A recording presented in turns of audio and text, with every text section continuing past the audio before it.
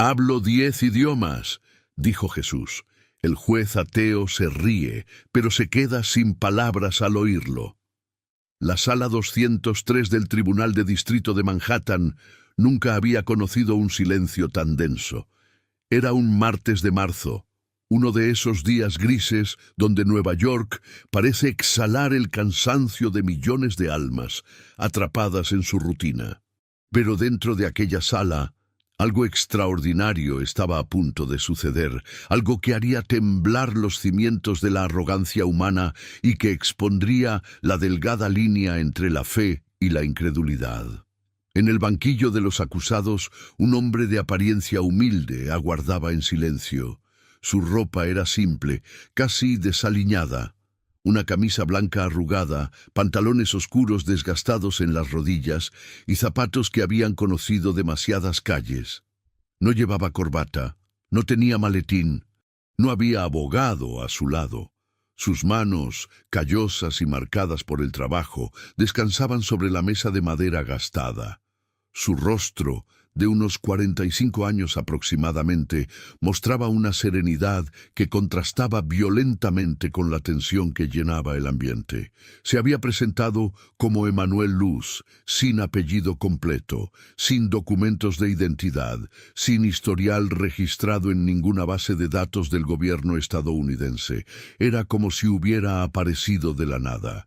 El juez Miles Harper observaba al acusado desde su estrado con una mezcla de fastidio y desdén. Harper era conocido en los círculos legales de Nueva York por dos cosas: su brillantez jurídica y su ateísmo militante. A sus 58 años, había dedicado su carrera no solo a impartir justicia, sino a desmascarar charlatanes, como él mismo proclamaba con orgullo. Había procesado a falsos profetas, curanderos fraudulentos y estafadores que se aprovechaban de la fe de los inmigrantes. Para Harper, la religión era el opio del pueblo, y él se veía a sí mismo como el médico que curaba esa adicción. «Señor Luz», comenzó Harper, pronunciando el nombre con sarcasmo evidente. «Está usted acusado de fraude, suplantación de identidad profesional y estafa. La Fiscalía alega que usted se presentó en al menos 15 casos humanitarios en los últimos 6 meses como traductor certificado de 10 idiomas, cobrando honorarios por servicios que no podía proporcionar. ¿Tiene algo que decir en su defensa?» Emanuel levantó la vista lentamente. Sus ojos oscuros, profundos como pozos antiguos, se encontraron con los del juez. No había miedo en ellos, no había arrogancia, solo una calma que resultaba desconcertante. «Puedo hablar 10 idiomas, su señoría», respondió con voz suave pero firme, con un acento español que revelaba sus raíces latinoamericanas. La fiscal, Amanda Chen, una mujer de 37 años con un traje gris impecable y una ambición que podía cortarse con cuchillo, se levantó de inmediato. «Su señoría, el acusado no solo carece de certificaciones, sino que tampoco existe registro de estudios formales. No hay diplomas, no hay títulos, no hay evidencia de entrenamiento lingüístico. Nuestros investigadores no pudieron encontrar ni siquiera un certificado de secundaria a su nombre. Este hombre es un impostor que se ha aprovechado de familias inmigrantes desesperadas, cobrando entre $200 y $500 por caso». «Yo nunca cobré», interrumpió Emanuel con serenidad. «¿Perdón?». Chen giró hacia él con incredulidad. «Nunca cobré dinero. La gente me ofrecía lo que tenía. Algunos me daban comida, otros un lugar para dormir. Una mujer me regaló un suéter porque hacía frío. Yo aceptaba con gratitud, pero nunca cobré». Harper golpeó con su mazo. «Señor Luz, aquí hay testimonios de al menos 8 personas que afirman haber pagado por sus servicios. Ellos pagaron lo que sus corazones les dictaron dar», respondió Emanuel. «Yo nunca puse precio a las palabras. Las palabras son puentes entre almas». «¿Cómo se pone precio a un puente?». Un murmullo recorrió la sala. Algunos espectadores se miraron entre sí, confundidos. La asistente del juez, una mujer puertorriqueña de 62 años, llamada Rosa Méndez, sintió algo extraño en el pecho al escuchar esas palabras. Harper entrecerró los ojos. Muy poético, señor Luz, pero estamos en un tribunal de justicia, no en un recital de poesía. Usted afirma hablar 10 idiomas. La fiscal presentó evidencia de que apenas puede articular inglés básico y habla un español, digamos, deficiente.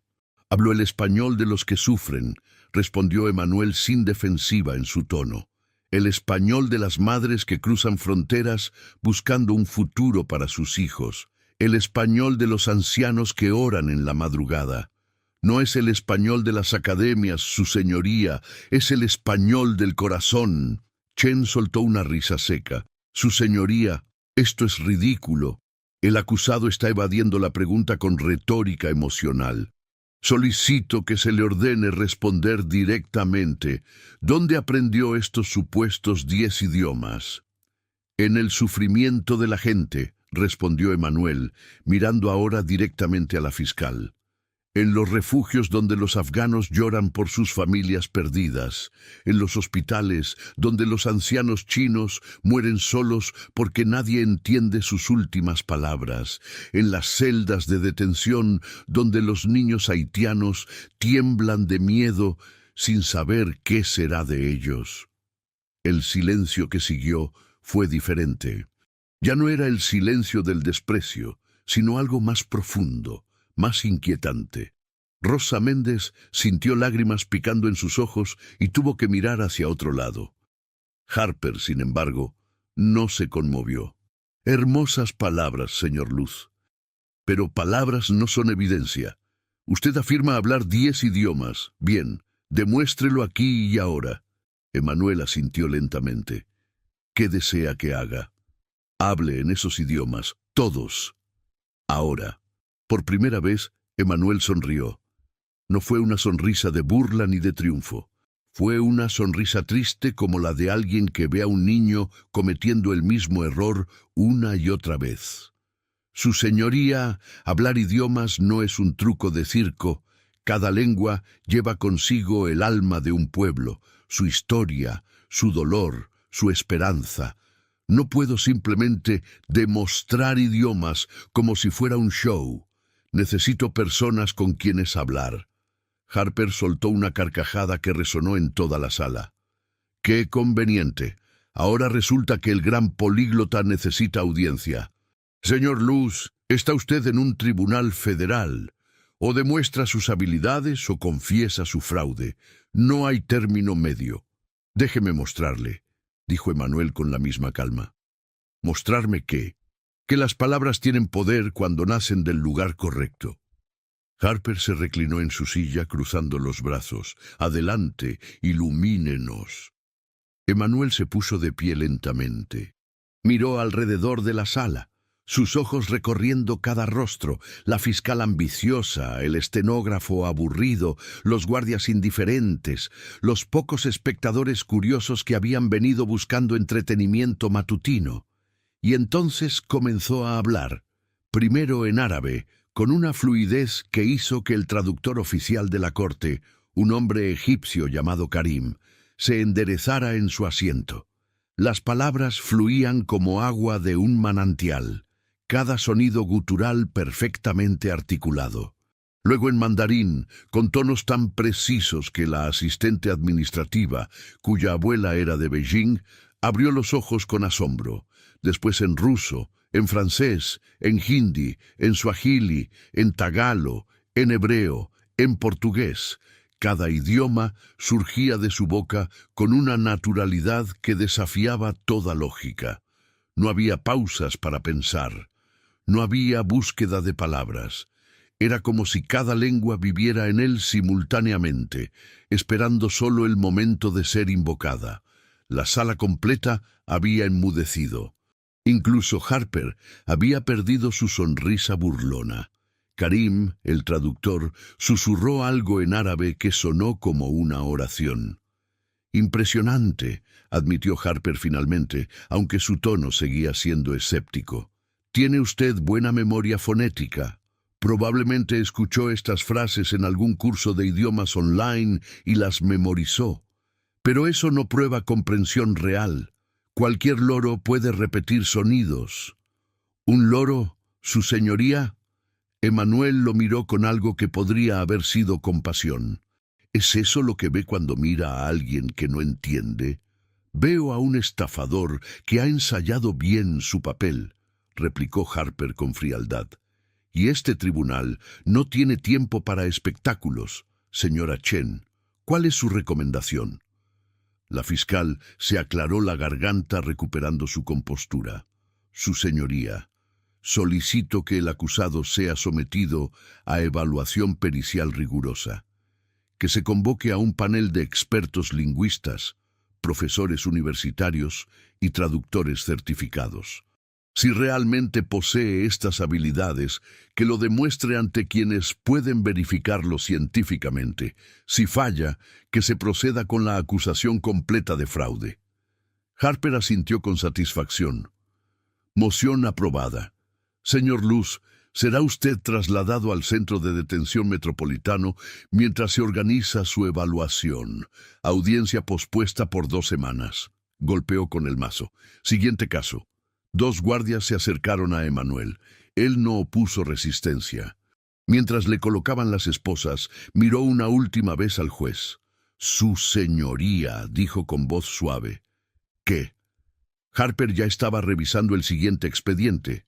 Usted no cree en nada más grande que su propia razón, pero pronto verá que hay cosas que la razón no puede alcanzar.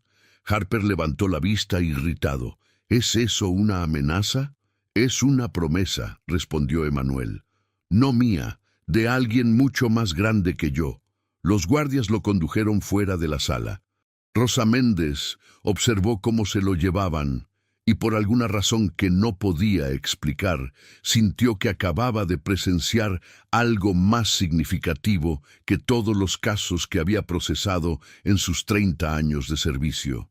En el pasillo, mientras lo escoltaban, uno de los guardias, un hombre dominicano de nombre Luis Santana, le preguntó en voz baja, ¿De verdad hablas todos esos idiomas?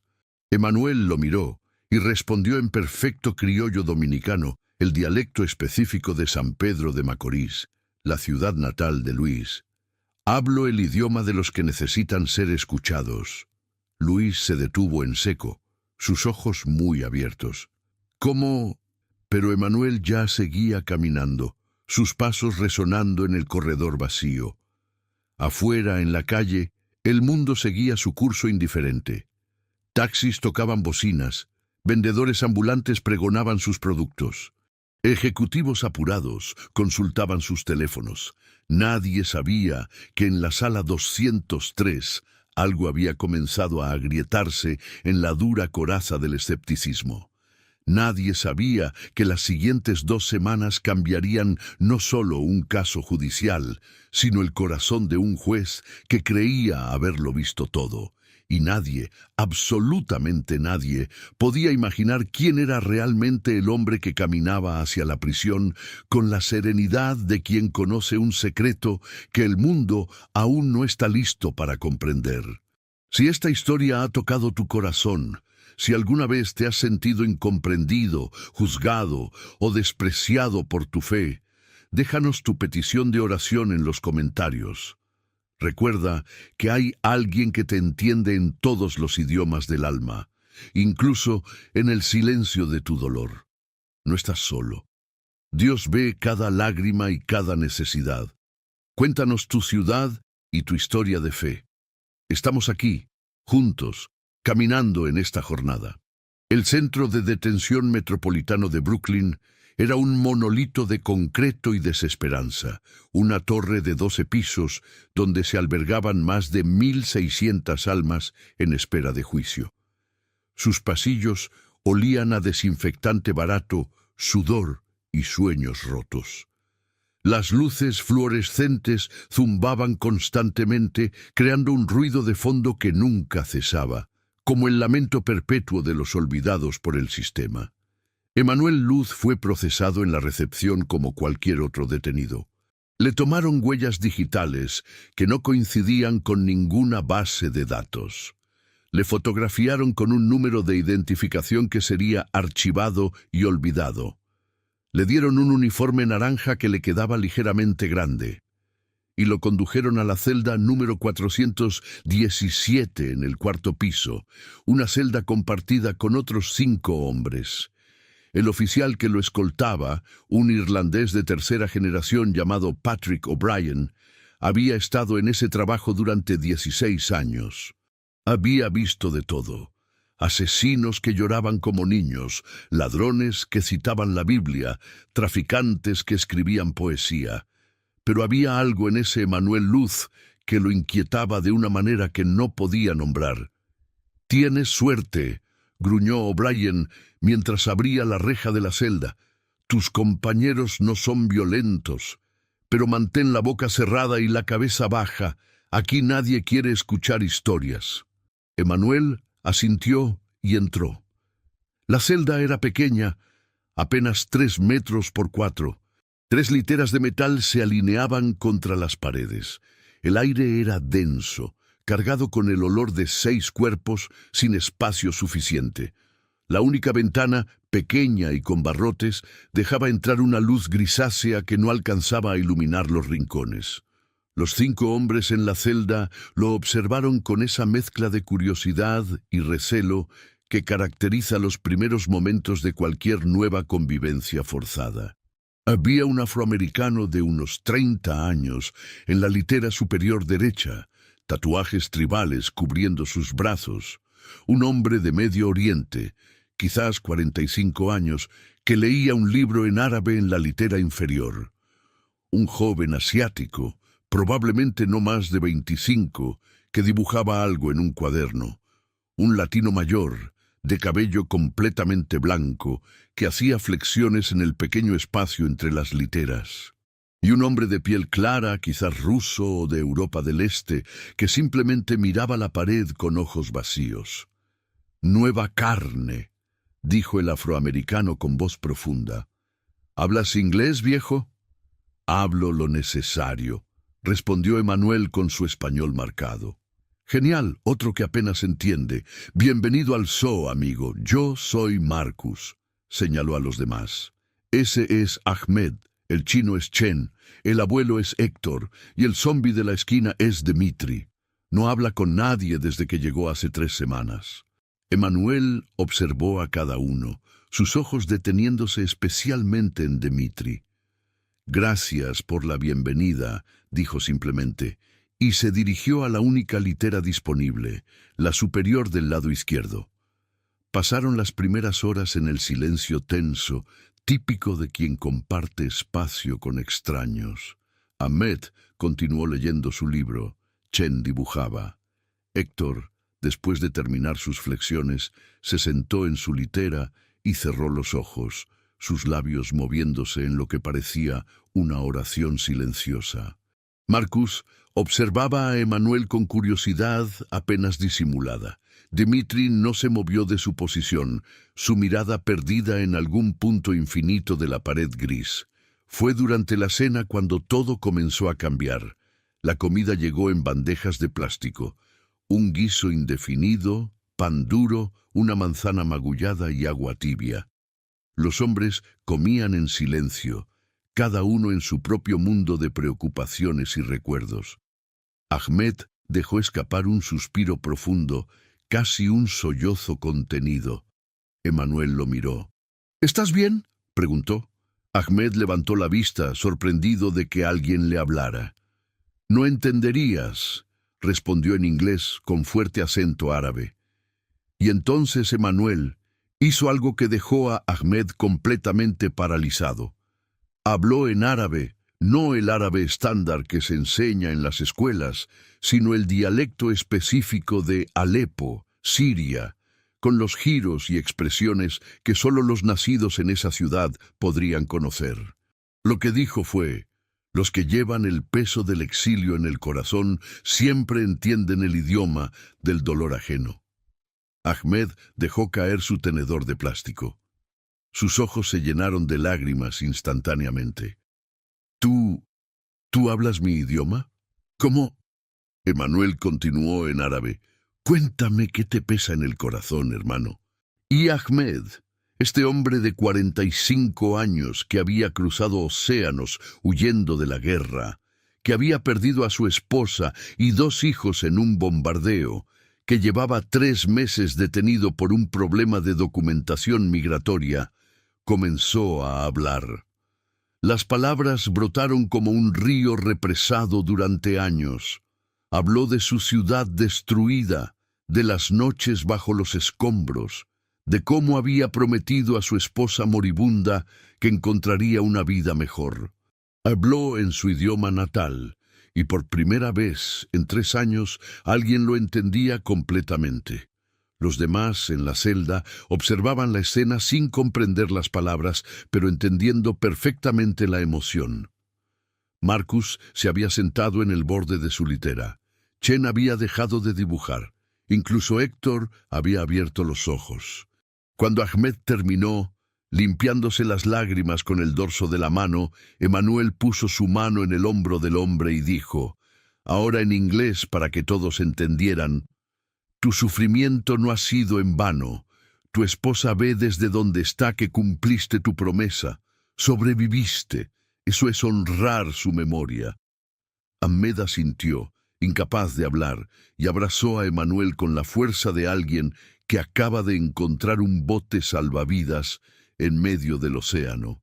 Chen, el joven asiático, había observado todo con los ojos muy abiertos. ¿Hablas árabe?, preguntó con incredulidad en inglés entrecortado. Emanuel lo miró, y entonces, para el absoluto asombro de todos, comenzó a hablar en mandarín. Pero no un mandarín genérico, sino específicamente el dialecto de Sichuan, con el tono musical característico de esa región montañosa de China. Le preguntó a Chen, ¿qué te ha traído tan lejos de las montañas donde creciste? Chen se puso de pie de un salto, su cuaderno cayendo al suelo. No puede ser, eso es imposible. Yo soy de Chengdu. ¿Cómo sabes? Las palabras salían en mandarín, tropezando unas con otras en su asombro. Cuéntame tu historia, respondió Emanuel en el mismo dialecto. Y Chen contó. Habló de cómo había venido a Estados Unidos con visa de estudiante, de cómo había trabajado ilegalmente para enviar dinero a su madre enferma, de cómo lo habían arrestado cuando intentaba renovar sus documentos. Habló de su padre, un carpintero que le había enseñado a dibujar con carbón sobre papel de arroz. Habló de la vergüenza que sentía por haber fracasado, por estar en prisión en lugar de cumplir el sueño americano. Emanuel escuchó cada palabra, y cuando Chen terminó, le dijo algo en su dialecto natal que hizo que el joven cayera de rodillas llorando. Tu madre no siente vergüenza, siente orgullo, porque intentaste, porque luchaste, porque amaste lo suficiente como para sacrificarte. Eso es más valioso que cualquier éxito material. Marcus estaba ahora completamente absorto. Hermano, ¿qué demonios eres tú? ¿Hablas árabe y chino? Emanuel se volvió hacia él. ¿Y tú, Marcus? ¿De dónde vienes? De Atlanta. Pero mi abuela era de Jamaica. Me crió hablando patuás hasta... Se detuvo, su voz quebrándose. Hasta que murió hace 2 años. Nadie más en mi familia lo hablaba. Nadie. Emanuel sonrió suavemente y comenzó a hablar en patuá jamaicano, el criollo único de la isla, con el ritmo y la musicalidad que Marcus no había escuchado desde el último día que vio a su abuela con vida. Marcus se llevó las manos a la cabeza. No, esto no está pasando. ¿Cómo? Tu abuela te amaba, dijo Emanuel aún en patuá. Y ese amor no termina con la muerte, sigue viviendo en las palabras que ella te enseñó, en los valores que te inculcó. Marcus, este hombre grande y fuerte, que se había endurecido en las calles de Atlanta, comenzó a llorar como un niño. Se dejó caer en su litera, sollozando el nombre de su abuela una y otra vez. Héctor, el latino mayor que había permanecido en silencio, finalmente habló. ¿Y yo? ¿También hablas mi idioma? Dime de dónde eres, respondió Emanuel. De un pueblo pequeño en Colombia, tan pequeño que ni siquiera está en los mapas, San Vicente de Chucurí. Emanuel asintió y comenzó a hablar en el dialecto santandereano específico de esa región, con las palabras y expresiones que sólo los nacidos allí conocerían. Le preguntó por las montañas, por el río que atravesaba el pueblo, por la iglesia en la plaza principal. Héctor se santiguó 3 veces. Madre Santísima, has estado allí. Tienes que haber estado allí. Nadie podría saber. No he estado físicamente, respondió Emanuel, pero he caminado por ese pueblo en el corazón de cada persona que lo ha dejado atrás. Cuéntame tu historia, Héctor. Y Héctor contó. Habló de cómo había venido a Estados Unidos 40 años atrás, de cómo había trabajado en construcción durante décadas, de cómo había enviado dinero a su familia cada mes sin falta. Habló de su esposa que había muerto de cáncer sin seguro médico, de sus hijos que se habían americanizado y ya no le hablaban en español. Habló de cómo, a sus 72 años, lo habían arrestado por manejar sin licencia cuando iba camino a visitar la tumba de su esposa. Me siento invisible, dijo Héctor con voz quebrada, como si todo lo que construí, todo lo que sacrifiqué, no importara, como si yo no importara. Emanuel tomó las manos arrugadas del anciano entre las suyas. Héctor, tu vida ha sido un testimonio viviente de amor y sacrificio. Cada edificio que ayudaste a construir sigue en pie.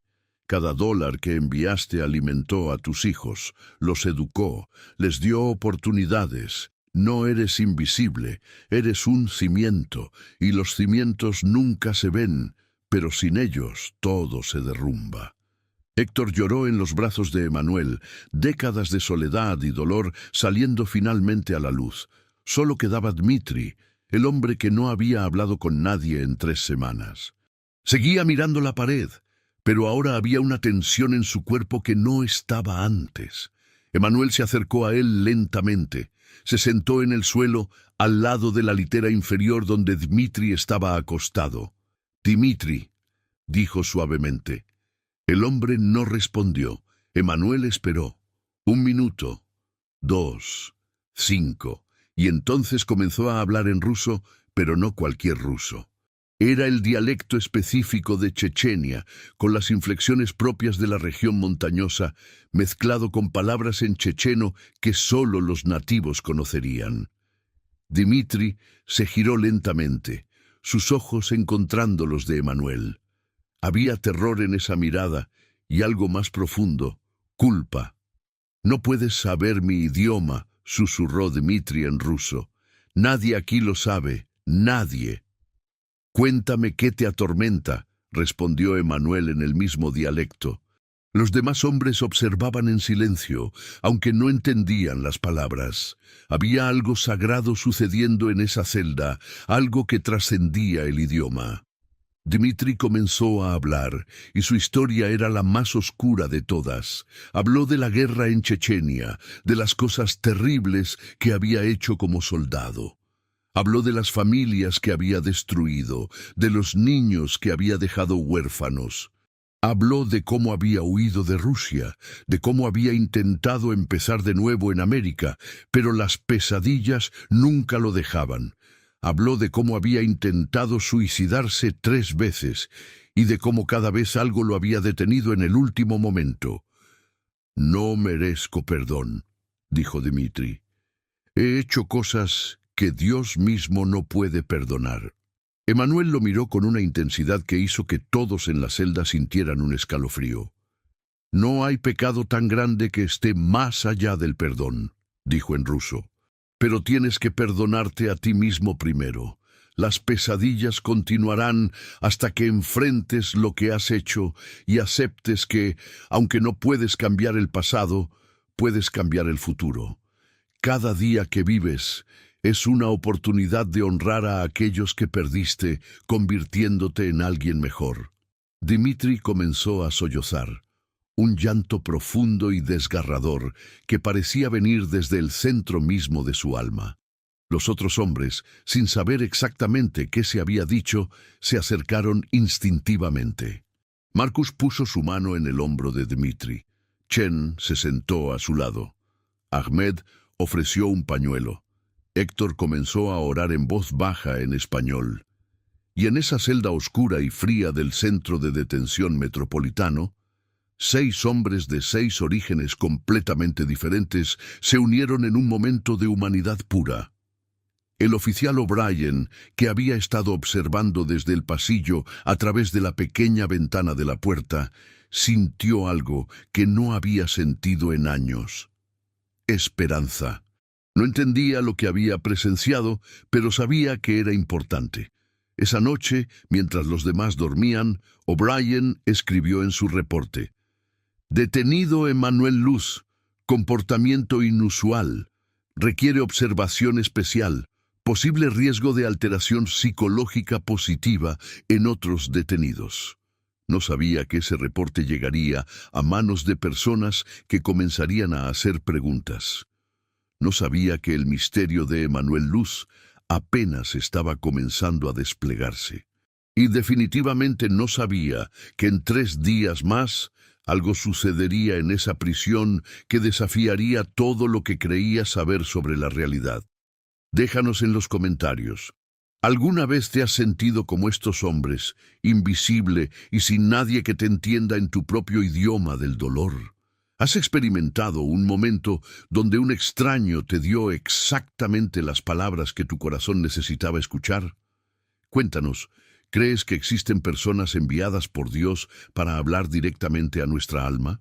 Tu testimonio puede ser el aliento que alguien más necesita hoy. La doctora Sarah Goldstein llevaba 23 años enseñando lingüística en la Universidad de Columbia. Su oficina estaba repleta de diplomas, certificados y reconocimientos de instituciones de todo el mundo. Hablaba 7 idiomas con fluidez y podía leer textos antiguos en una docena más. Había dedicado su vida al estudio científico del lenguaje, a comprender cómo funciona el cerebro políglota, a desentrañar los misterios de la adquisición lingüística, y ahora, sentada en su escritorio un viernes por la tarde, leía el informe del tribunal con una mezcla de escepticismo e intriga. Afirma hablar 10 idiomas sin entrenamiento formal, murmuró, ajustando sus lentes. Ridículo. El tribunal le había solicitado, junto a otros 4 expertos, que evaluaran a Emanuel Luz. La compensación era generosa, $3,000 por una evaluación que no debería tomarle más de 2 horas. Había aceptado principalmente por curiosidad profesional. En su experiencia, los charlatanes que afirmaban habilidades lingüísticas extraordinarias siempre se delataban en los primeros 5 minutos. El panel de evaluación se reuniría el lunes siguiente en una sala especial del Centro de Detención Metropolitano. Además de Sara, estarían presentes el profesor Akira Yamamoto, especialista en lenguas asiáticas de la Universidad de Nueva York, el doctor Ibrahim Al-Rashid, experto en lenguas semíticas del Instituto de Estudios Avanzados de Princeton, Monseñor Paolo Benedetti, políglota del Vaticano que dominaba 15 idiomas y estaba de visita en Estados Unidos, y la doctora Svetlana Volkova, neuróloga especializada en el procesamiento del lenguaje en el cerebro. Era un panel impresionante, diseñado para exponer cualquier fraude en cuestión de minutos. El lunes amaneció frío y gris. Los 5 expertos llegaron al centro de detención a las 9 de la mañana.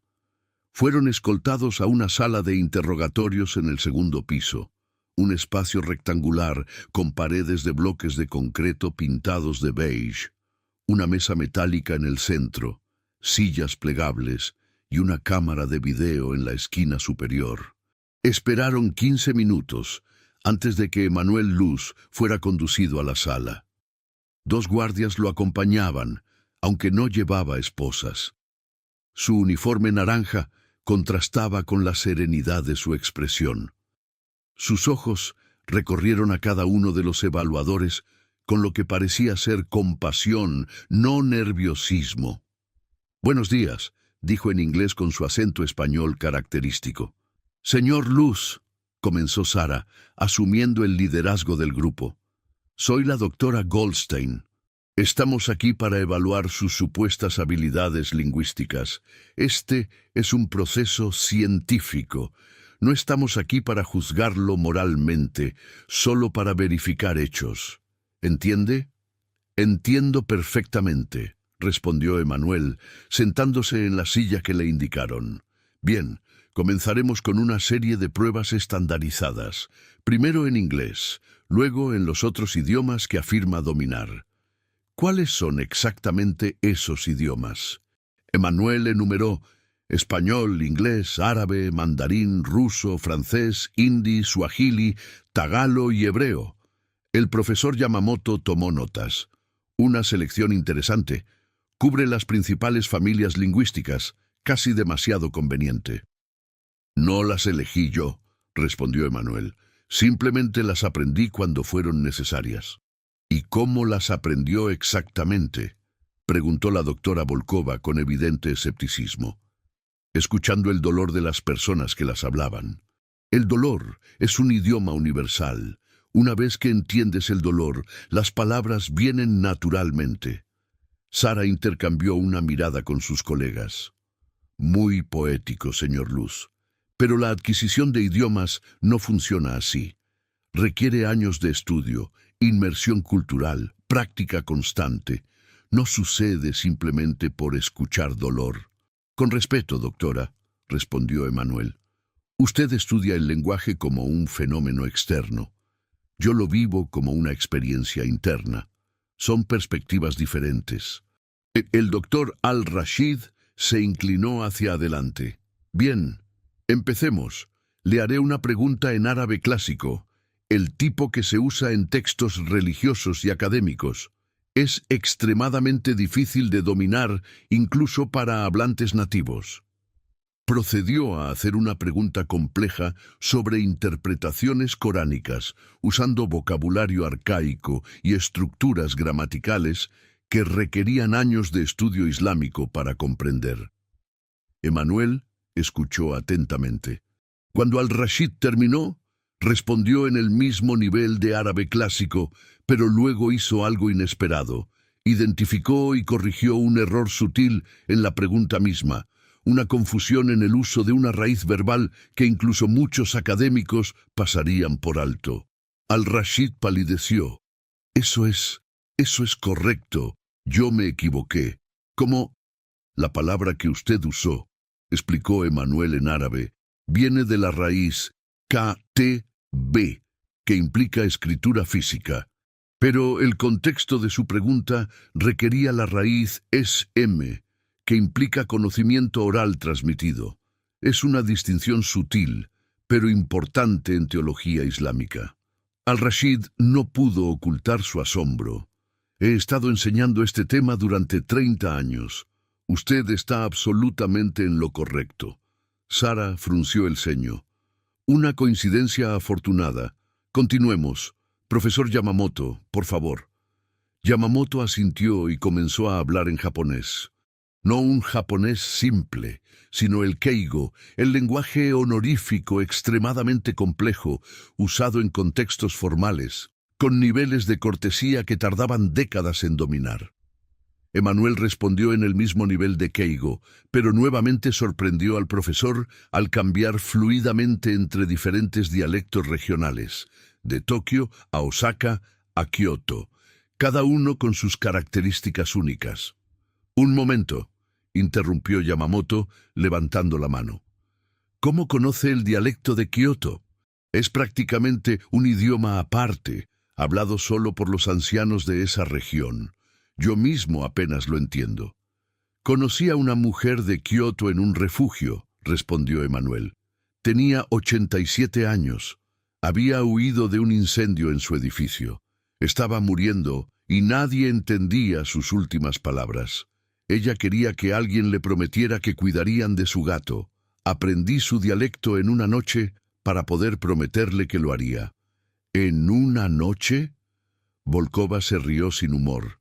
Señor Luz, eso es neurológicamente imposible.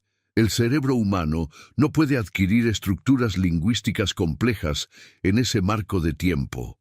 El cerebro humano ordinario no, concordó Emmanuel. Pero cuando el amor y la necesidad se encuentran, suceden cosas que la ciencia aún no comprende completamente. Superstición, murmuró Volkova. La evaluación continuó durante horas.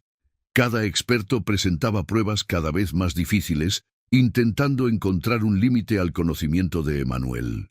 Le dieron textos médicos en latín medieval, documentos legales en francés normando, poesía en hindi antiguo, proverbios en suajili tanzano, oraciones en hebreo bíblico, y en cada caso, Emmanuel no solo respondía correctamente, sino que demostraba un entendimiento profundo del contexto cultural, histórico y espiritual detrás de cada idioma.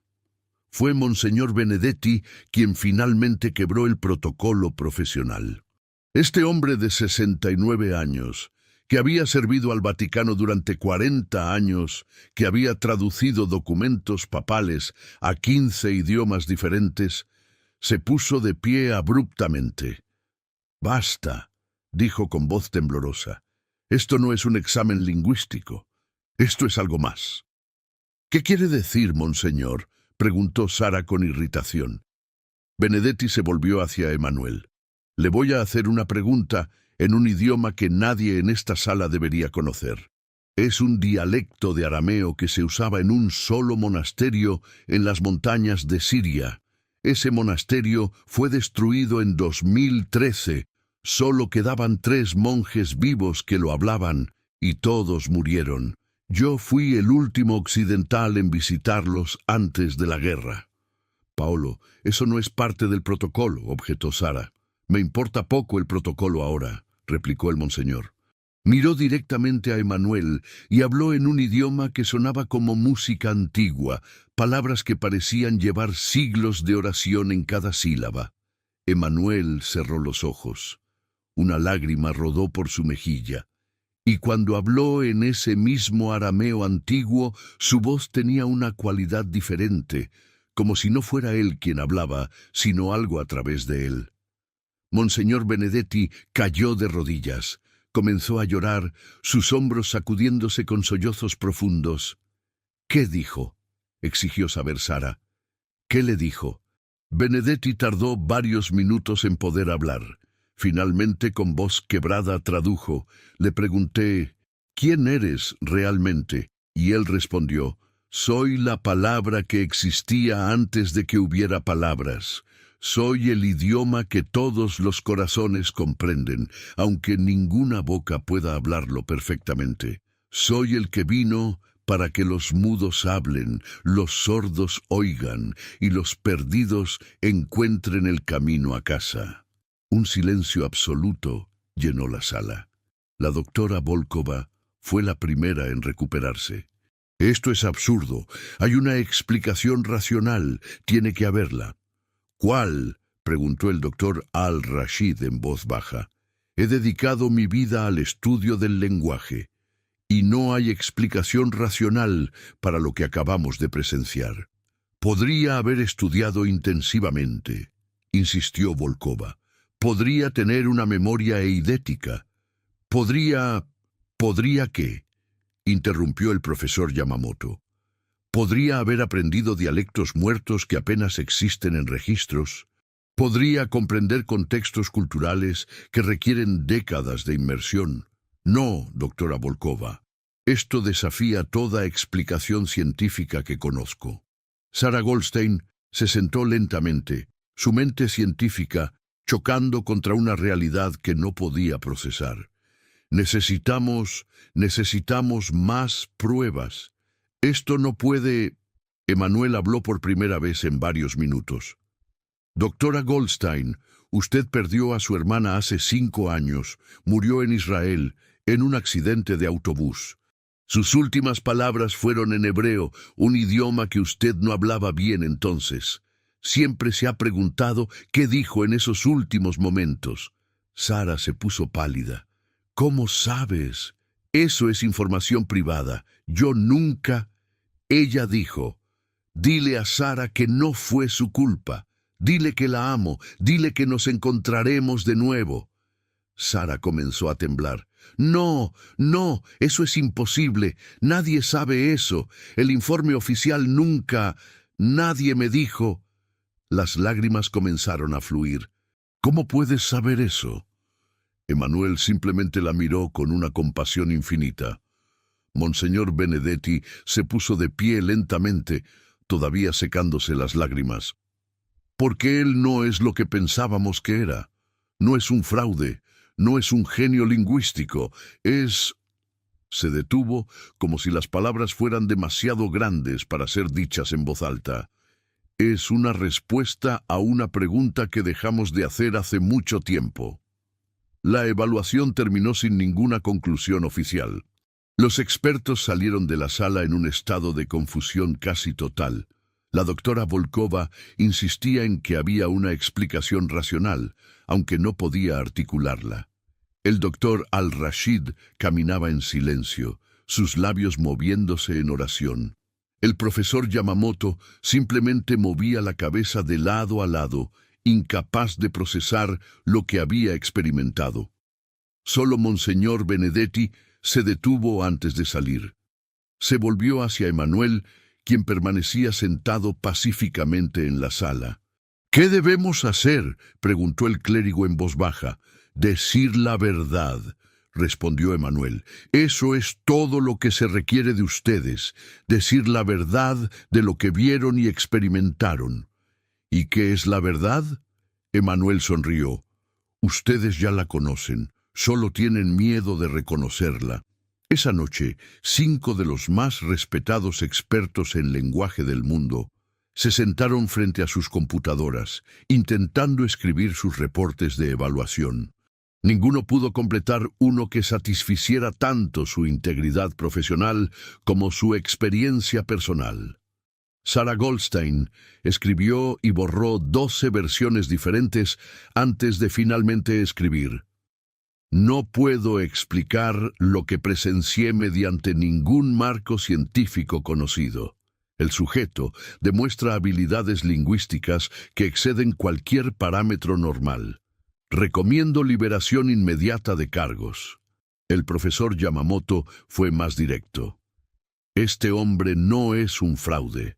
Es algo que nuestra ciencia aún no tiene las herramientas para medir». El doctor Al-Rashid citó el Corán en su reporte y le enseñamos el lenguaje de todas las criaturas. Monseñor Benedetti escribió al tribunal y también al Vaticano, recomendando una investigación por parte de la Congregación para la Doctrina de la Fe. Solo la doctora Volkova insistió en su escepticismo, aunque incluso su reporte admitía resultados inexplicables. Requiere mayor investigación. Los reportes llegaron al escritorio del juez Miles Harper 3 días después. Los leyó una vez, luego otra, y luego una tercera vez. Y por primera vez en su carrera de 23 años como juez, Miles Harper sintió algo que había jurado nunca sentir: duda. ¿Crees que existen conocimientos que van más allá de lo que la ciencia puede explicar? ¿Has experimentado algo en tu vida que desafió toda lógica y razón, pero que en tu corazón sabes que fue real? Cuéntanos en los comentarios. ¿Confías más en lo que puedes probar o en lo que puedes sentir? ¿Qué haces cuando tu fe y tu razón entran en conflicto? El 23 de marzo amaneció con una tormenta inusual para esa época del año en Nueva York.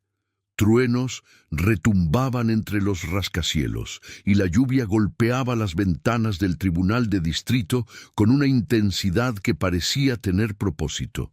Era como si el cielo mismo estuviera preparando el escenario para lo que estaba a punto de suceder. La sala 203 estaba más llena de lo habitual. La noticia sobre el hombre políglota misterioso, se había filtrado a los medios, y reporteros de al menos 5 periódicos diferentes habían logrado conseguir asientos. También estaban presentes los 5 expertos que habían evaluado a Emmanuel, aunque ninguno había sido llamado formalmente a testificar. Simplemente habían venido, impulsados por una necesidad que no podían nombrar.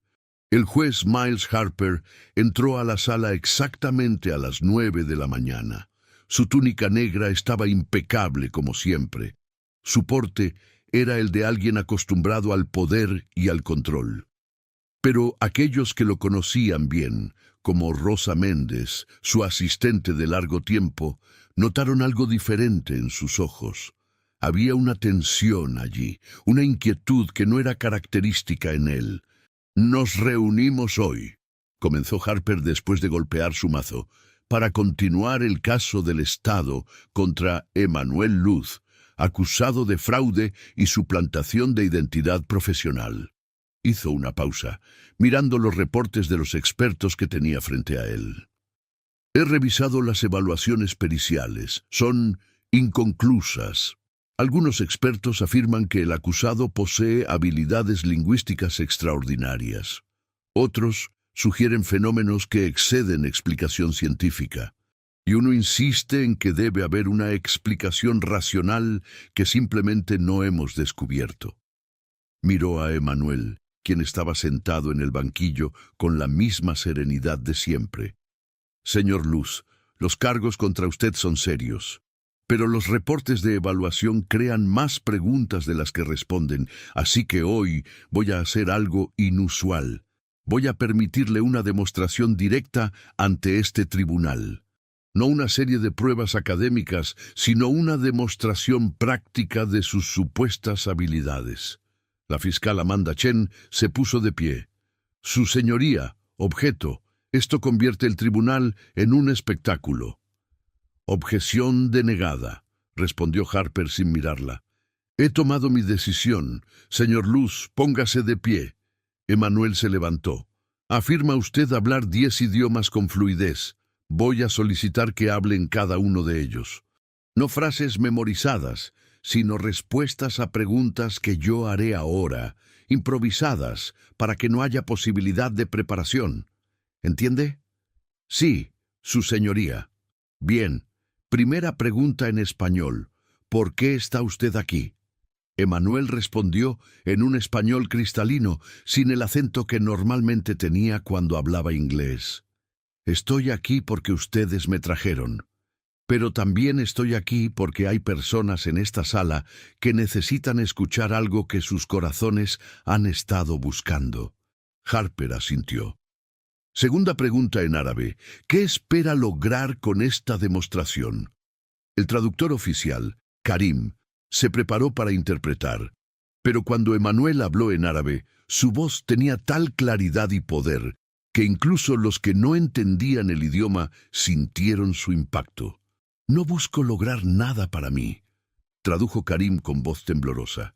«Busco abrir los ojos de los que se han cegado con su propia sabiduría». Harper apretó la mandíbula. Tercera pregunta en mandarín. ¿Quién le enseñó estos idiomas? Emmanuel respondió, y la asistente administrativa con raíces chinas se inclinó hacia adelante, escuchando intensamente. Luego susurró la traducción a Rosa Méndez. «Dice que nadie se los enseñó. Dice que los idiomas son regalos dados a quienes están dispuestos a escuchar con más que sus oídos». Y así continuó. Pregunta tras pregunta, idioma tras idioma. Cada respuesta era perfecta no solo en gramática y pronunciación, sino en profundidad y significado. En ruso, cuando se le preguntó sobre el concepto de justicia. En francés, cuando se le preguntó sobre el propósito del sufrimiento. En hindi, cuando se le preguntó sobre la verdad. En suajili, cuando se le preguntó sobre la comunidad. En tagalo, cuando se le preguntó sobre el sacrificio. En hebreo, cuando se le preguntó sobre la redención. Cada respuesta era como una pequeña obra maestra de filosofía y teología, expresada con la precisión de alguien que no solo conocía las palabras, sino que entendía las almas de las culturas que las habían creado. La sala estaba completamente silenciosa. Los reporteros habían dejado de tomar notas. Los espectadores apenas respiraban. Incluso la fiscal Chen había olvidado sus objeciones. Cuando Emmanuel terminó de responder la 10ª pregunta, Harper se reclinó en su silla. Había planeado este momento para exponer al fraude, para demostrar públicamente que este hombre era un charlatán, pero ahora, frente a la evidencia indiscutible de algo que no podía explicar, sintió su certeza desmoronándose. Impresionante, admitió finalmente. Muy impresionante, pero... Se detuvo y una sonrisa cruel apareció en su rostro. Era la sonrisa de alguien que acaba de encontrar la carta ganadora. Hay un idioma más que me gustaría escuchar. Emmanuel esperó en silencio. Hay un dialecto, continuó Harper, su voz adquiriendo un tono de triunfo anticipado que muy pocas personas en el mundo conocen. Es hablado por una comunidad de menos de 200 personas en las montañas de Dagestán, en el Cáucaso. Mi madre era de allí. Dejó la región cuando tenía 18 años y nunca regresó. Murió hace 10 años. Yo mismo olvidé la mayoría del idioma, excepto algunas palabras y frases que ella usaba cuando yo era niño. La sala contuvo la respiración colectivamente. Nunca he revelado esto públicamente, dijo Harper. No está en ningún registro oficial. Solo 3 personas en mi vida sabían que mi madre hablaba ese dialecto y todas están muertas. Así que, señor Luz, si realmente posee este don misterioso que todos parecen creer, hable en el idioma de mi madre. El silencio que siguió fue absoluto. No había manera de que Emmanuel pudiera conocer esta información. No había forma de que pudiera haber preparado esto. Era imposible. Emmanuel cerró los ojos por un momento. Cuando los abrió, había lágrimas en ellos, y comenzó a hablar. Las palabras que salieron de su boca sonaron como agua de montaña sobre rocas antiguas, como viento entre picos nevados, como el eco de canciones de cuna cantadas en noches frías. Era un idioma que nadie en esa sala había escuchado antes, excepto una persona. Miles Harper se puso completamente rígido. El color drenó de su rostro. Sus manos agarraron los brazos de su silla con tanta fuerza que sus nudillos se volvieron blancos, porque Emmanuel no solo estaba hablando el dialecto de Dagestán, estaba usando las inflexiones exactas, las expresiones particulares, los giros de frase que la madre de Harper había usado. Era como si la voz de su madre, muerta hace 10 años, estuviera resonando en esa sala. Pero lo que Emmanuel dijo fue lo que rompió completamente a Harper. Habló en ese dialecto montañés, y aunque nadie más entendía las palabras, todos podían sentir su peso. Rosa Méndez vio lágrimas comenzar a rodar por las mejillas del juez, un hombre que ella había visto permanecer impasible ante testimonios de los crímenes más horribles. ¿Qué estás diciendo?, susurró Harper, su voz quebrada. ¿Cómo? Emmanuel cambió al inglés, pero repitió en traducción lo que había dicho. Tu madre te perdonó hace mucho tiempo. Ella sabía por qué dejaste de creer. Sabía del dolor que te endureció el corazón, pero nunca dejó de rezar por ti, incluso en su lecho de muerte. Sus últimas palabras, las que dijeron que eran incoherencias por la medicación, no lo eran. Ella estaba orando en su idioma natal, pidiendo que algún día encontraras el camino de regreso a la fe que abandonaste. Harper se puso de pie bruscamente, su silla cayendo hacia atrás con un estruendo. No puedes saber eso, nadie sabe eso. Tu madre sabía que te sentías culpable, continuó Emmanuel con voz suave, culpable por no estar allí cuando murió. Culpable por haber dicho que la religión era superstición, por haber rechazado su fe. culpable por las últimas palabras que le dijiste 3 semanas antes de su muerte, cuando le dijiste que si Dios realmente existiera, no habría permitido que tu hermana muriera de leucemia a los 7 años. La sala completa observaba atónita mientras el juez Miles Harper, el ateo declarado, el escéptico profesional, el hombre que se enorgullecía de su racionalidad, comenzaba a sollozar abiertamente. «¿Cómo sabes esto?», preguntó entre sollozos. «¿Cómo?». Emanuel se acercó lentamente al estrado. Los guardias hicieron un movimiento para detenerlo, pero Harper levantó una mano temblorosa, indicándoles que se detuvieran. «Miles», dijo Emanuel usando su nombre de pila, algo que nadie en esa sala se habría atrevido a hacer. «Tu madre te perdonó, tu hermana te perdonó, y lo más importante, tú necesitas perdonarte a ti mismo». «No entiendes», dijo Harper, su voz ahogada por las lágrimas. Yo renuncié a todo en lo que ella creía, la decepcioné». «Ella nunca se decepcionó de ti. Solo deseaba que encontraras la paz que ella había encontrado en la fe. Y ahora, después de todos estos años construyendo muros de escepticismo, algo dentro de ti se está rompiendo. ¿Puedes sentirlo?». Harper asintió, incapaz de hablar. «Eso que sientes», continuó Emanuel, «no es debilidad. Es verdad penetrando las defensas que construiste. Durante años has juzgado a otros, Miles. Has juzgado a creyentes como charlatanes. Has juzgado la fe como ignorancia. Pero ahora estás siendo juzgado por algo más grande que tu intelecto, más grande que tu razón. Estás siendo juzgado por la verdad misma». El juez cayó de rodillas detrás de su estrado, algo completamente sin precedentes en la historia de ese tribunal. Los reporteros intentaban tomar notas con manos temblorosas. Monseñor Benedetti tenía las manos juntas en oración.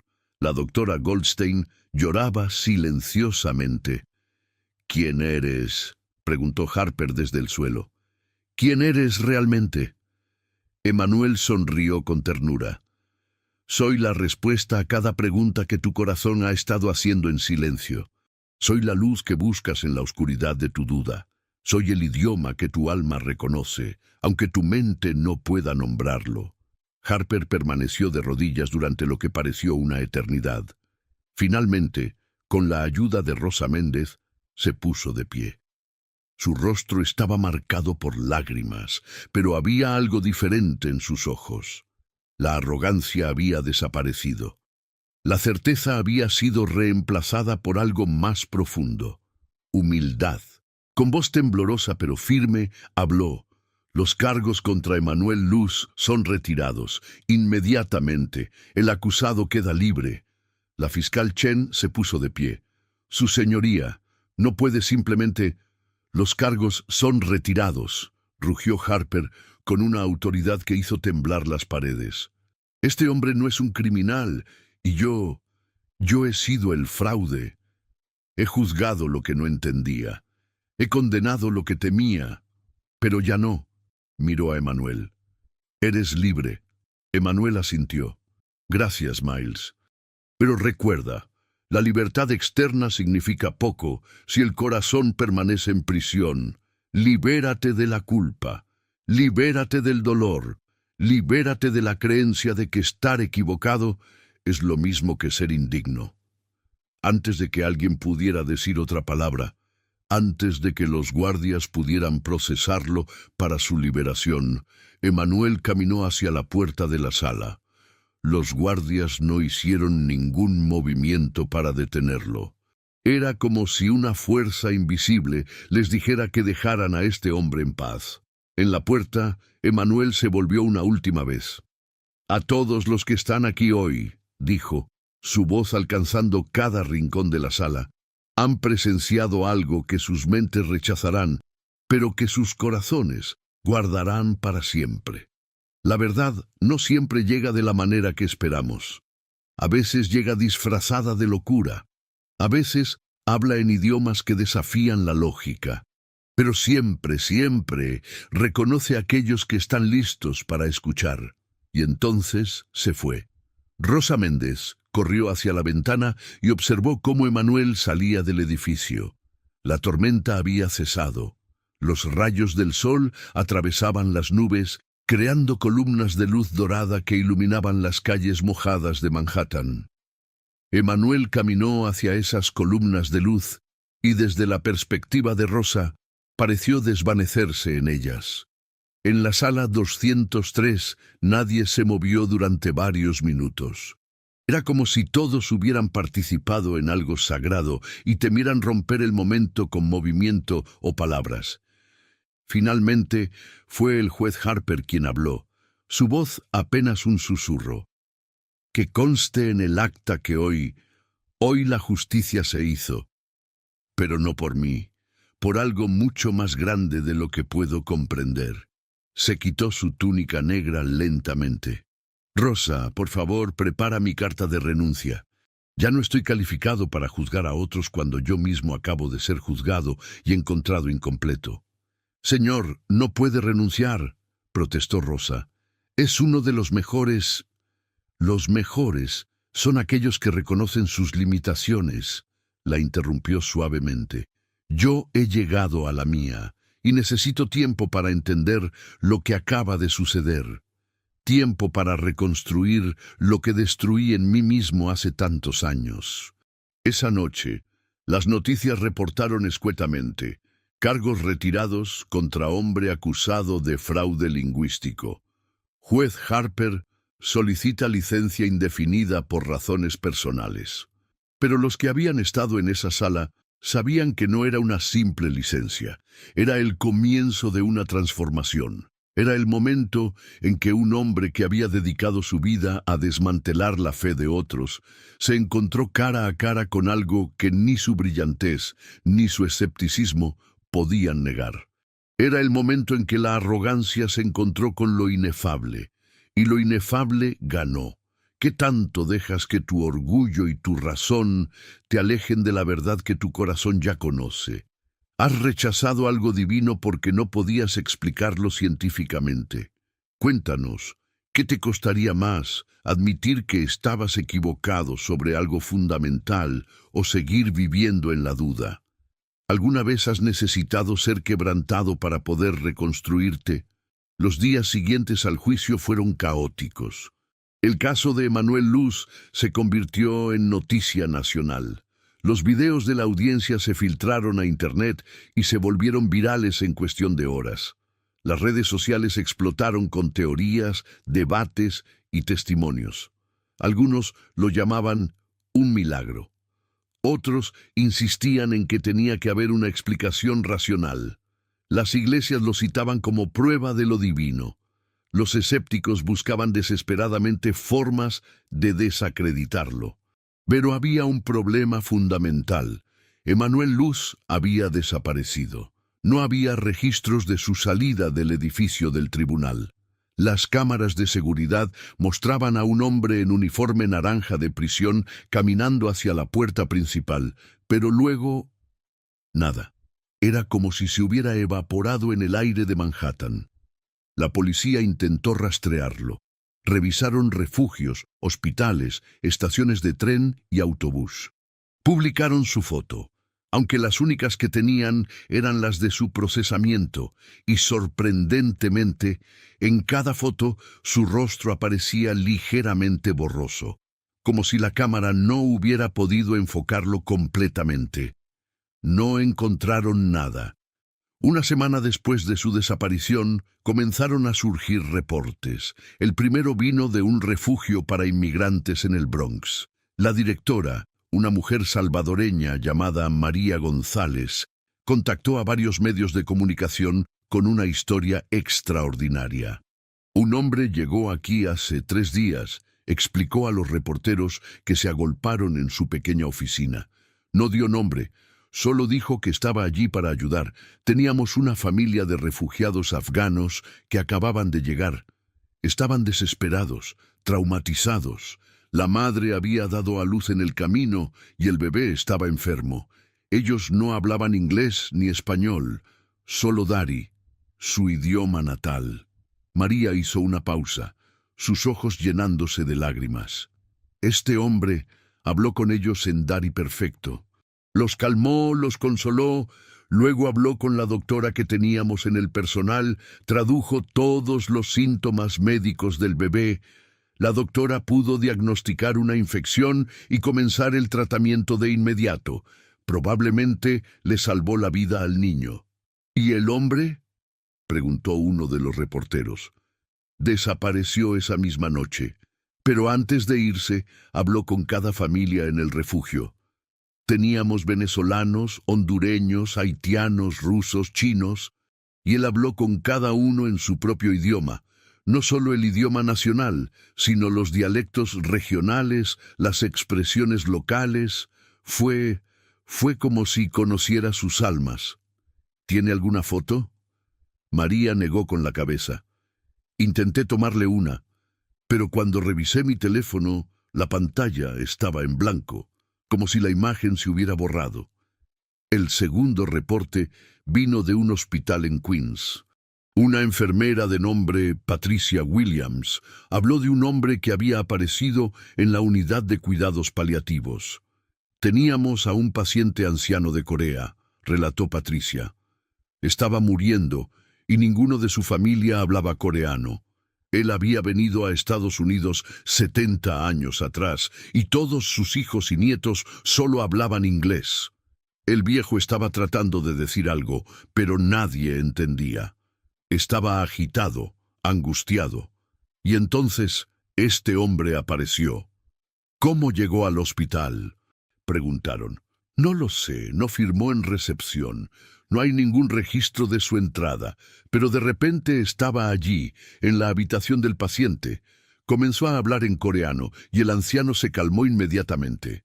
Hablaron durante casi una hora. El viejo lloró, luego sonrió, y cuando el hombre se fue, el paciente falleció pacíficamente, con una sonrisa en su rostro. Antes de irse, le pregunté al hombre qué le había dicho al paciente. Me miró y dijo: le dije que lo que él estaba tratando de decir era que perdonaba a su hijo por el error de hace 40 años y que estaba orgulloso del hombre en que se había convertido a pesar de eso. Y la cosa es... Patricia se limpió las lágrimas. Nadie excepto esa familia sabía sobre ese error de hace 40 años. Era un secreto guardado durante décadas. Los reportes continuaron llegando. Un centro de detención de inmigración en Nueva Jersey. Una escuela primaria en Brooklyn, donde un niño recién llegado de Birmania necesitaba un traductor. Una corte de familia en Manhattan, donde una madre rumana estaba perdiendo la custodia de sus hijos porque no podía expresarse adecuadamente. En cada lugar, un hombre que se ajustaba a la descripción de Emanuel Luz aparecía, ayudaba y luego desaparecía. Las autoridades intentaron encontrar un patrón, una forma de predecir dónde aparecería después, pero no había lógica discernible. A veces aparecía en lugares públicos, otras veces en lugares privados donde no debería haber tenido acceso. Siempre llegaba exactamente cuando más se le necesitaba. El doctor Ibrahim al-Rashid, el experto lingüístico que había evaluado a Emanuel, se obsesionó con encontrarlo. Pasaba sus días visitando refugios, hospitales, cualquier lugar donde pudiera ayudar a inmigrantes y refugiados, esperando un encuentro.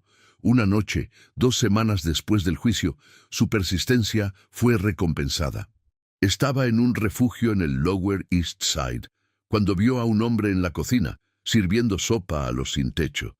El hombre llevaba ropa simple, jeans viejos, una camisa de franela, una gorra de béisbol. Pero sus ojos... Al-Rashid reconoció esos ojos.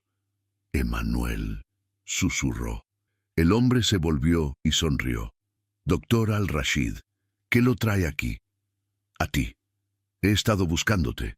¿Y por qué buscarías a alguien como yo?» Al-Rashid se acercó, bajando la voz. «Porque necesito entender. Necesito saber quién eres realmente. Eres un maestro espiritual, un mensajero, Se detuvo, la palabra demasiado grande para decirla. Emanuel sirvió un tazón de sopa y se lo ofreció. «¿Qué dice tu corazón?» Mi corazón dice algo que mi mente se niega a aceptar. Entonces, tal vez es tiempo de que tu mente aprenda a escuchar a tu corazón. Pero el Corán dice que no habrá más profetas después de Muhammad. Si eres lo que creo que eres, eso contradice mi fe. Emmanuel puso su mano en el hombro del doctor. Ibrahim, yo no vengo a contradecir ninguna fe verdadera. Vengo a cumplir las promesas hechas en todas las fes. El Islam te enseñó a buscar la verdad, ¿no es así? Sí. Entonces, cuando la verdad se presenta ante ti, la rechazarás porque no llega de la forma que esperabas. La verdad habla todos los idiomas, doctor. Habla árabe en las mezquitas, hebreo en las sinagogas, latín en las catedrales. Habla hindí en los templos y tibetano en los monasterios, porque la verdad no pertenece a ninguna tradición. Todas las tradiciones verdaderas pertenecen a la verdad. Al-Rashid sintió lágrimas en sus ojos. ¿Qué debo hacer? Lo que ya estás haciendo. Buscar, cuestionar, servir. La búsqueda es la oración, el cuestionamiento es la adoración, el servicio es la fe hecha visible. ¿Te volveré a ver? Emmanuel sonrió. Me verás cada vez que ayudes a alguien que no puede ayudarte a cambio. Me escucharás cada vez que traduzcas no solo palabras, sino esperanza. Me conocerás cada vez que elijas el amor sobre el juicio. Y entonces, mientras Al-Rashid parpadeaba, Emmanuel simplemente ya no estaba allí.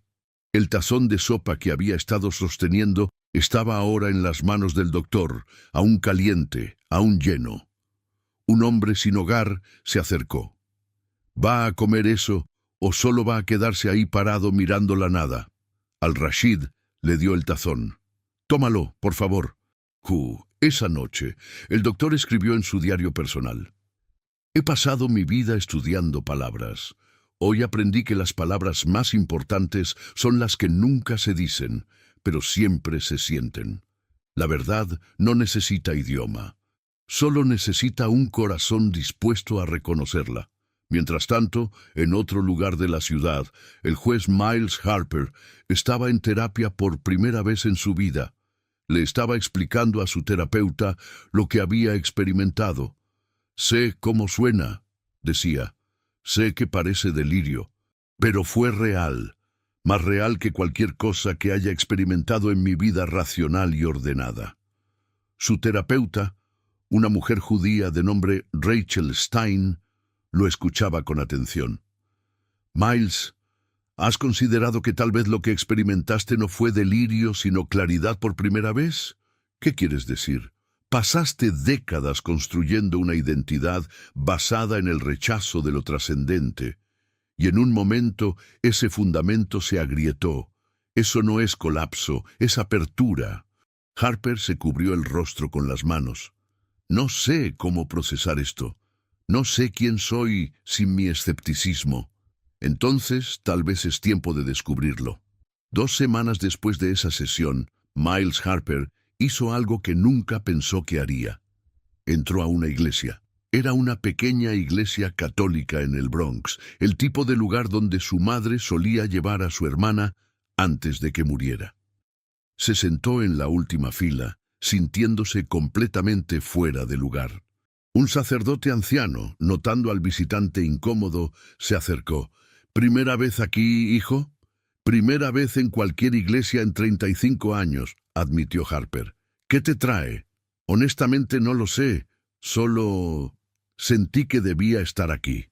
El sacerdote sonrió. El Espíritu Santo trabaja en formas misteriosas. A veces nos trae a lugares antes de que entendamos por qué. Padre, ¿cree usted en milagros? Creo en muchas cosas que no puedo explicar. ¿Por qué lo preguntas? Harper le contó toda la historia. El sacerdote escuchó sin interrumpir, y cuando Harper terminó, el anciano asintió lentamente. Hay un pasaje en Juan, dijo el sacerdote. Capítulo 1. Y el Verbo se hizo carne y habitó entre nosotros. Algunos lo leen como un evento único en la historia. Otros lo leen como una promesa continua. que la verdad siempre encontrará formas de hacerse carne, de hacerse presente, de hablar en el idioma que cada corazón necesita escuchar. ¿Crees que ese hombre era...? Harper no pudo terminar la pregunta. Creo que Dios es mucho más creativo de lo que nuestras teologías permiten. Y creo que cuando un corazón está verdaderamente listo, la verdad encontrará la manera de alcanzarlo. Tú estuviste listo, Miles, y la verdad te encontró. Harper comenzó a llorar por tercera vez en 3 semanas, algo que sus antiguos colegas nunca habrían creído posible. Mientras todo esto sucedía, los reportes continuaban. Emmanuel Luz era visto en toda la ciudad, a veces en Manhattan, ayudando a turistas perdidos que no hablaban inglés. Otras veces en Staten Island, traduciendo para familias de inmigrantes en centros comunitarios. En el Bronx, Queens, Brooklyn, siempre ayudando, siempre desapareciendo. Los medios de comunicación eventualmente perdieron interés. La historia era demasiado extraña, demasiado imposible de verificar. Pasó de ser noticia de primera plana a ser considerada leyenda urbana en cuestión de semanas. Pero para aquellos que lo habían encontrado, que habían sido tocados por él, no era leyenda. Era transformación. Ahmed, el refugiado sirio de la celda de prisión, finalmente obtuvo asilo. Ahora trabaja en un programa ayudando a otros refugiados a navegar el sistema legal estadounidense. Cuando le preguntan por qué lo hace, responde, porque alguien me escuchó cuando nadie más podía entenderme. Ahora es mi turno de escuchar. Chen, el joven chino, fue deportado a China, pero en lugar de ver esto como un fracaso, lo vio como una oportunidad. Ahora enseña inglés a niños en su ciudad natal, usando el dinero que ahorra para cuidar de su madre enferma. En su escritorio tiene una nota que dice: el éxito no es dónde terminas, sino a quién ayudas en el camino. Marcus, el hombre de Atlanta, salió de prisión 3 meses después. Visitó la tumba de su abuela por primera vez en años y habló con ella en patuá, agradeciéndole por el amor que ella le dio. Ahora trabaja con jóvenes en riesgo, tratando de ser para ellos lo que su abuela fue para él. Héctor, el anciano colombiano, fue liberado con cargos retirados. Regresó a visitar la tumba de su esposa y esta vez no se sintió invisible, se sintió visto, valorado, recordado. Comenzó a asistir a un grupo de apoyo para viudos latinos, donde su presencia tranquila y su sabiduría nacida del sufrimiento ayudan a otros a sobrellevar su dolor. Y Dmitri, el soldado atormentado por sus crímenes de guerra, finalmente comenzó a hablar. Entró en un programa de salud mental para veteranos y está, lentamente, aprendiendo a vivir con su pasado sin ser destruido por él. Todavía tiene pesadillas, pero ahora tiene esperanza. Y eso hace toda la diferencia. Monseñor Benedetti regresó al Vaticano y presentó un reporte formal sobre el caso. Se inició una investigación, pero como Emmanuel no podía ser localizado para entrevistas formales, fue archivada como fenómeno inexplicado, pendiente de mayor evidencia. Pero Benedetti sabe la verdad en su corazón. Lo que presenció no necesita aprobación oficial para ser real. La doctora Sarah Goldstein cambió el enfoque de su investigación. Ahora estudia los aspectos espirituales y místicos del lenguaje, explorando cómo ciertas experiencias trascendentes parecen crear capacidades lingüísticas que desafían explicación convencional. Sus colegas piensan que perdió su rigor científico. Ella sabe que lo expandió, y el oficial Patrick O'Brien, el guardia irlandés que había escoltado a Emmanuel a su celda, solicitó un traslado. Ahora trabaja en programas de rehabilitación dentro de las prisiones, tratando de ver a los prisioneros no como números o criminales, sino como seres humanos con historias que merecen ser escuchadas. Cuando le preguntan qué cambió en él, simplemente dice: Vi algo que me hizo reconsiderar todo lo que pensaba que sabía sobre la realidad. Pasaron 6 meses. El nombre Emanuel Luz se desvaneció de las noticias. La gente siguió con sus vidas. Nueva York, esa ciudad que nunca duerme, que nunca se detiene, continuó su ritmo frenético.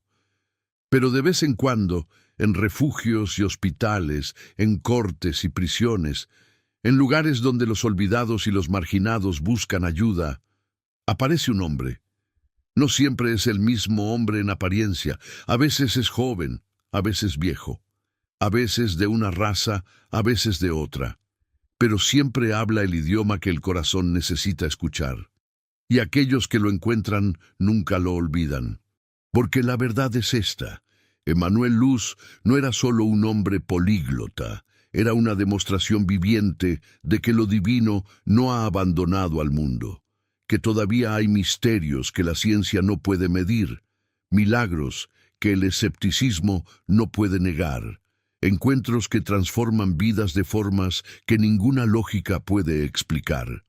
Era una prueba de que cuando el corazón humano clama en el silencio de su desesperación, hay alguien que escucha en todos los idiomas, incluso en los que no tienen palabras. Y esa verdad, esa promesa, sigue viva en las calles de Nueva York y más allá. Una noche, 3 años después del juicio, Rosa Méndez caminaba a casa después de un largo día en la corte. Pasó por un parque pequeño y vio a un hombre sentado en una banca, alimentando palomas. Algo en él le pareció familiar. Se acercó. ¿Emanuel? El hombre se volvió y sonrió. Era él, pero al mismo tiempo no era él. Su rostro era el mismo, pero sus ojos parecían contener galaxias enteras. Rosa, qué gusto verte. Todos te han estado buscando. ¿Dónde has estado? En todas partes, en ninguna parte, donde me necesitaban. ¿Por qué desapareciste? Porque la verdad no necesita estar en el centro de atención para hacer su trabajo. La semilla más poderosa crece en la oscuridad antes de romper hacia la luz. Rosa se sentó a su lado. Cambié muchas vidas aquel día en la corte. No, yo solo fui un espejo.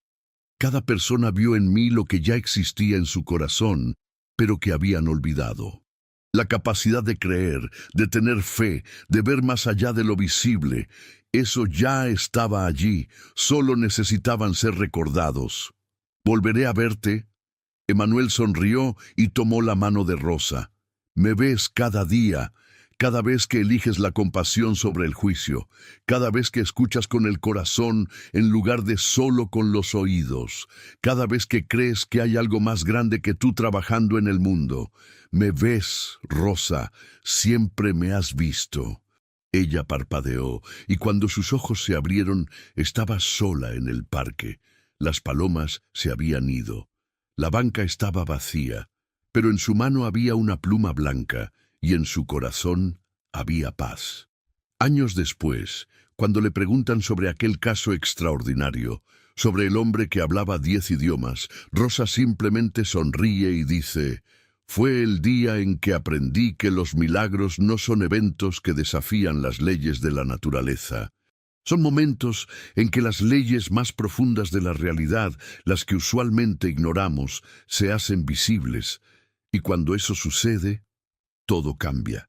Y así termina la historia de Emanuel Luz, el hombre que hablaba 10 idiomas. O tal vez no termina, porque en algún lugar de esta ciudad, en este mundo, hay alguien que necesita ser escuchado en su propio idioma, alguien que se siente invisible y solo. Y cuando esa necesidad es lo suficientemente profunda, cuando ese corazón clama con suficiente sinceridad, aparece alguien. Puede que no se llame Emanuel, puede que no hable 10 idiomas, pero hablará el único que importa, el idioma del amor incondicional, de la compasión sin límites, de la verdad que trasciende todas las palabras. Porque al final ese es el único idioma que realmente importa, el idioma que todos entendemos cuando nuestros corazones están verdaderamente abiertos, el idioma de Dios. Hemos llegado al final de esta historia que sacudió los cimientos de Manhattan y los corazones de todos los que fueron tocados por ella. Ahora te pregunto, ¿has tenido un encuentro en tu vida que no puedes explicar lógicamente, pero que transformó algo fundamental en ti? ¿Alguna vez has sentido la presencia de lo divino en la forma más inesperada? Cuéntanos tu testimonio en los comentarios. Y si esta historia te conmovió, compártela con alguien que necesite recordar que los milagros todavía suceden, que Dios todavía habla y que la fe puede romper las barreras más gruesas del escepticismo. No estamos solos en este camino, nunca lo hemos estado. Esta historia nos recuerda que lo divino no está limitado por nuestras expectativas, por nuestras teologías, ni por nuestra necesidad de explicaciones racionales. Dios habla todos los idiomas porque Dios es la fuente de toda comunicación verdadera. Y cuando nuestros corazones están verdaderamente abiertos, cuando nuestra necesidad es genuina, cuando nuestro clamor es sincero, Él encuentra la manera de alcanzarnos. Emmanuel Luz fue un recordatorio de que seguimos viviendo en un mundo donde lo milagroso está a solo un encuentro de distancia, donde la transformación es posible, donde ningún corazón está tan endurecido que no pueda ser conmovido por la verdad. Que esta historia te inspire a mantener tu corazón abierto, tus ojos atentos y tu espíritu dispuesto a reconocer lo sagrado cuando aparezca en tu vida, incluso si llega disfrazado de imposibilidad. Porque como aprendió el juez Miles Harper, como descubrieron los expertos lingüistas, como experimentaron los prisioneros en aquella celda oscura, la verdad habla todos los idiomas. Y el más importante de todos es el idioma del corazón transformado.